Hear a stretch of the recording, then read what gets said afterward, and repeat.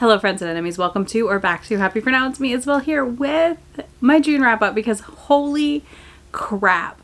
There's one thing I can tell you, and whatever is in the Amazing Readathon at times makes me read like a maniac and also still at the same time not burn out on my reading, which is a feat in and of itself, okay? I'm gonna give you like all of my stats. We'll talk about my lows, my highs, my surprises. I'm not gonna recap every single book I read. If you're curious, you can look at my Goodreads. I think I have ratings and reviews up for a lot of them. I'm going to be working my way through them in July to add more and get the ones I missed.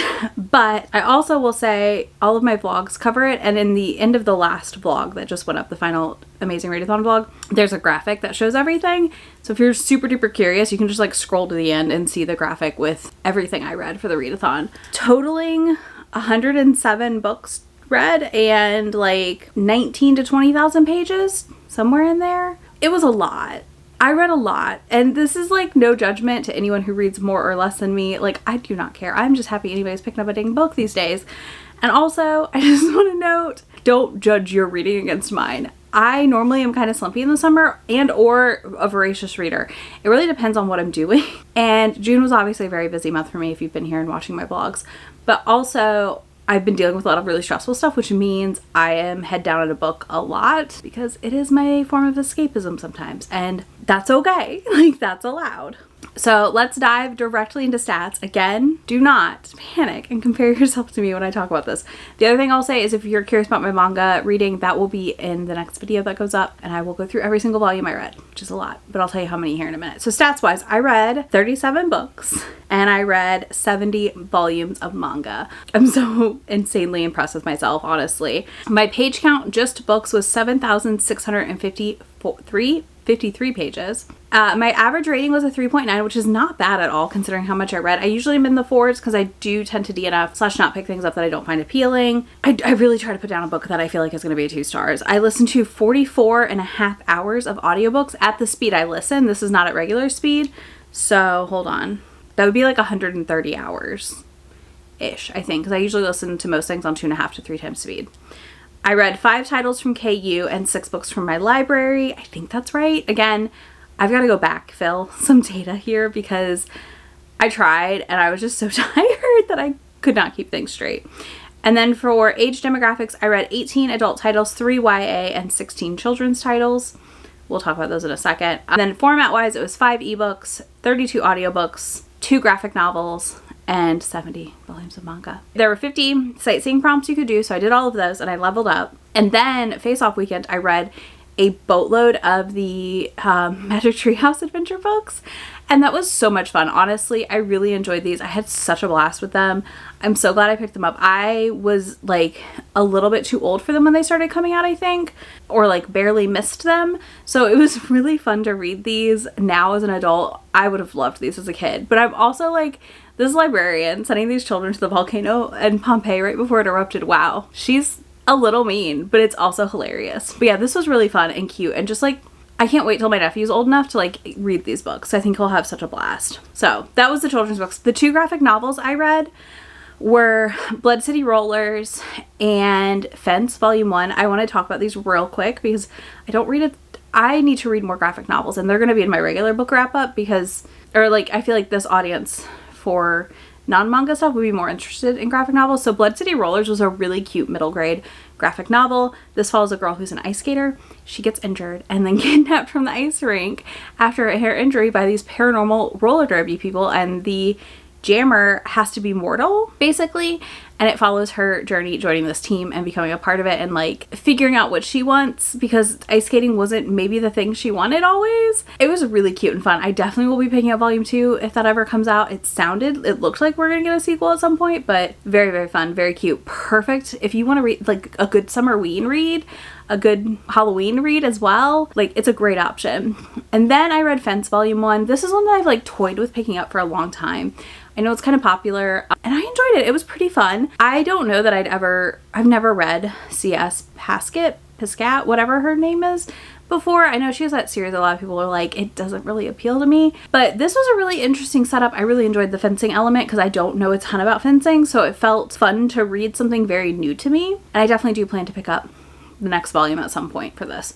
But yeah, those are the 2 graphic novels. I just want to make sure we talked about them because, again, besides my vlogs, they're not going to get talked about probably much.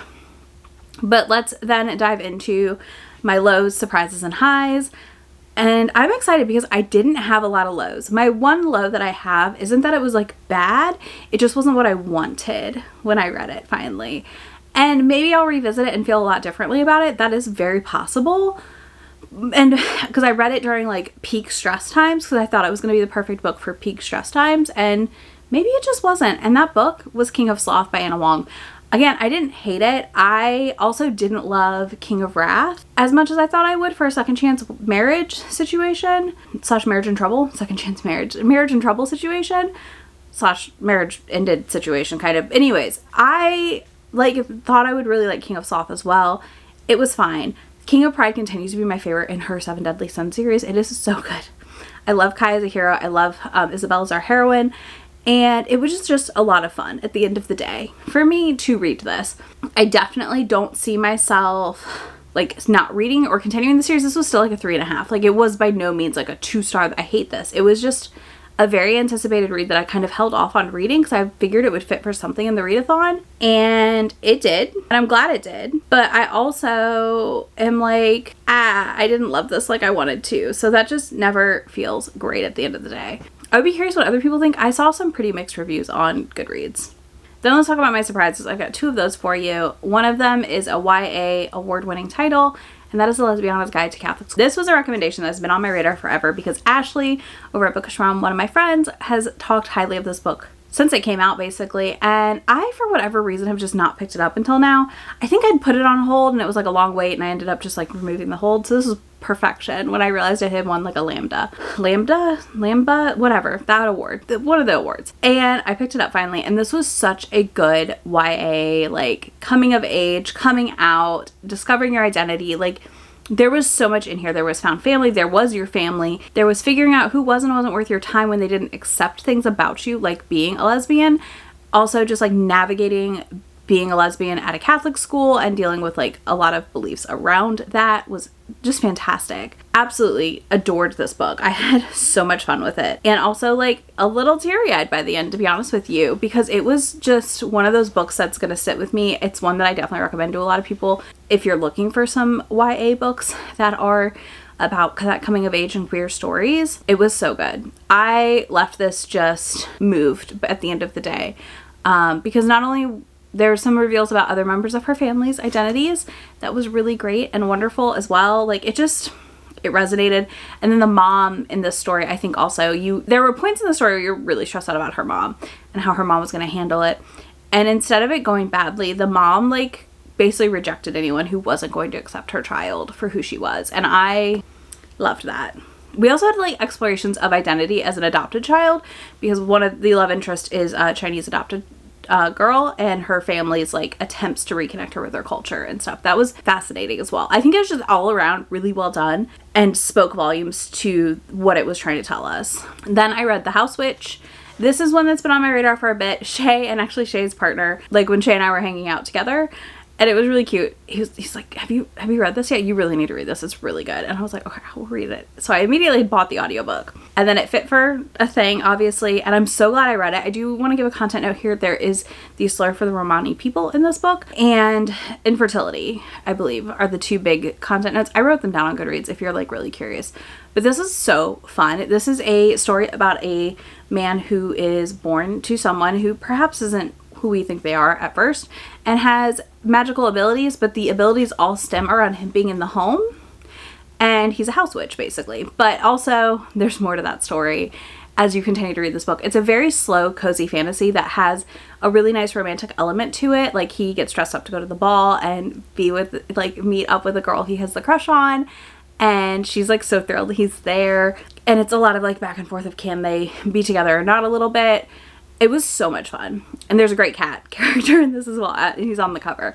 This is so good. If you are looking for a fantasy forward cozy romance situation, I think The House Witch is a great option. I definitely will be diving into book 2 sooner than later. I honestly am so glad I read it. I immediately texted my mom and was like, you need to read this. So that's how much I liked The House Witch and knew she would also enjoy it. So definitely one to put on your radar if you haven't yet. And I do believe it has, if you check out from KU, the deal on the Whisper Sync audio, which is fantastic. Okay, then my highs. Oh my goodness, my highs. This was hard. This was really hard to do, okay?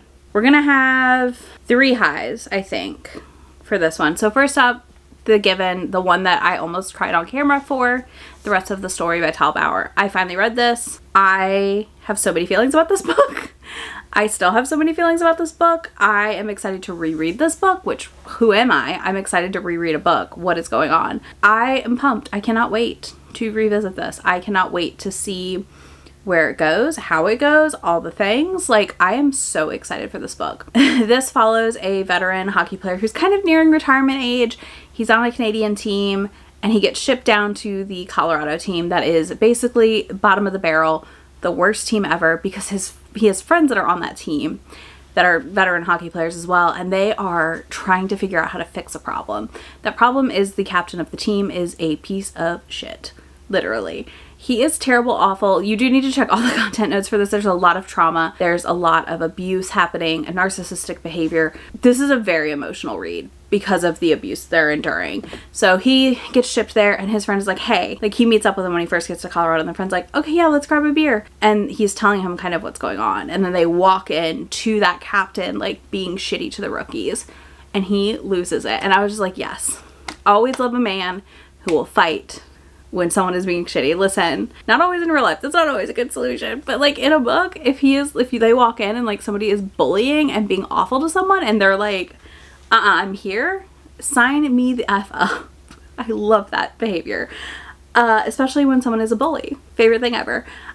So he rolls up and he does that, and he kind of immediately sees one of the rookies, who is the rookie that is being abused and beaten up on. His friend is there, and he like has a connection with him. There's a spark, and it's them very much resisting that spark, but also bonding a lot throughout the next season basically of hockey and handling things.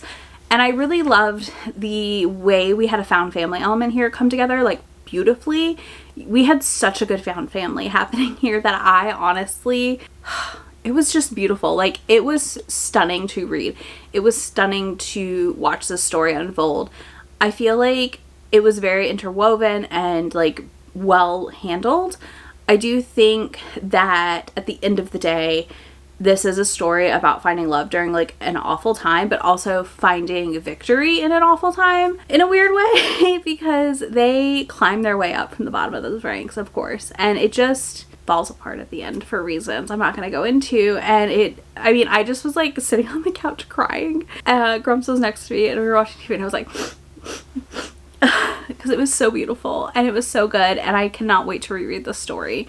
I'm getting a copy to annotate for staff over at Novelty Corner, and I'm very, very, very excited to annotate it and have my tears in her book. But it's going to be so nice. Another favorite for this month is gonna have to be Yours Insatiably. I reread Feed, and then I finally read Yours Insatiably. I got an audio arc of this from the author, because they're indie, and I loved it. It was so good. I am so mad at myself for how long I waited, but I'm glad I waited, because like I reread Feed and then I reread this, and it was just like, such a good time. And I had so much fun reading this book. I think this is such a fun setup, and I think Avita Vice for me works really well in these novella, like the novella formats. Feed is just barely over 50 pages. It's like 62.